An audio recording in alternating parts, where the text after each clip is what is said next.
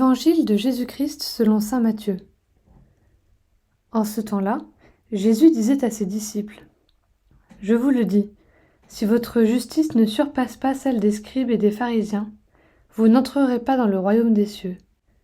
Vous avez appris qu'il a été dit aux anciens : Tu ne commettras pas de meurtre, et si quelqu'un commet un meurtre, il devra passer en jugement. Eh bien, moi je vous dis, tout homme qui se met en colère contre son frère devra passer en jugement. Si quelqu'un insulte son frère, il devra passer devant le tribunal. Si quelqu'un le traite de fou, il sera passible de la géhenne de feu. Donc, lorsque tu vas présenter ton offrande à l'autel, si là tu te souviens que ton frère a quelque chose contre toi, laisse ton offrande là, devant l'autel, va d'abord te réconcilier avec ton frère, et ensuite viens présenter ton offrande. Mets-toi vite d'accord avec ton adversaire pendant que tu es en chemin avec lui, pour éviter que ton adversaire ne te livre au juge, le juge aux gardes, et qu'on ne te jette en prison.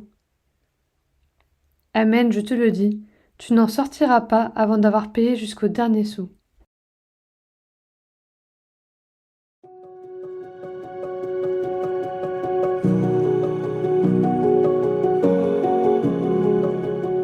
Dans l'évangile d'hier, Jésus avait affirmé l'entière validité de la loi. Je ne suis pas venu abolir, mais accomplir. Après cette affirmation générale, Jésus applique ce principe à plusieurs des commandements du Décalogue. Le premier auquel Jésus s'intéresse est le 5e commandement, l'interdit du meurtre. Et Jésus radicalise ce commandement. Il ne s'agit pas seulement de ne pas commettre d'homicide, il faut déraciner de son cœur toute forme de violence contre son frère. Plus que cela, Jésus invite à faire en sorte que nos frères n'aient rien à nous reprocher. Le défi est de taille. Notre relation au Seigneur ne se limite pas à une intimité personnelle et spirituelle avec Jésus, elle s'incarne très concrètement dans des relations fraternelles purifiées de toute violence ou de toute critique, pleinement apaisées. Laissons-nous guider par la grâce de Dieu sur ce chemin de mise en œuvre d'une charité active et concrète.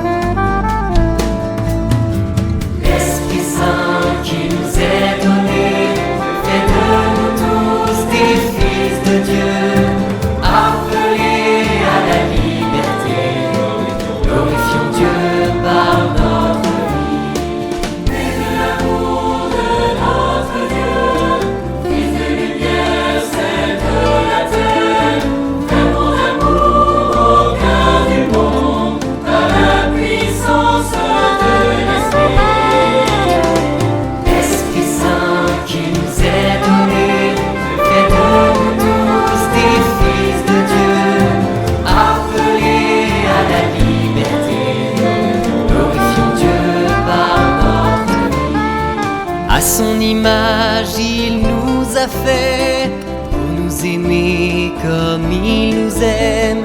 Sa ressemblance reste gravée au fond des cœurs de ceux qui l'aiment.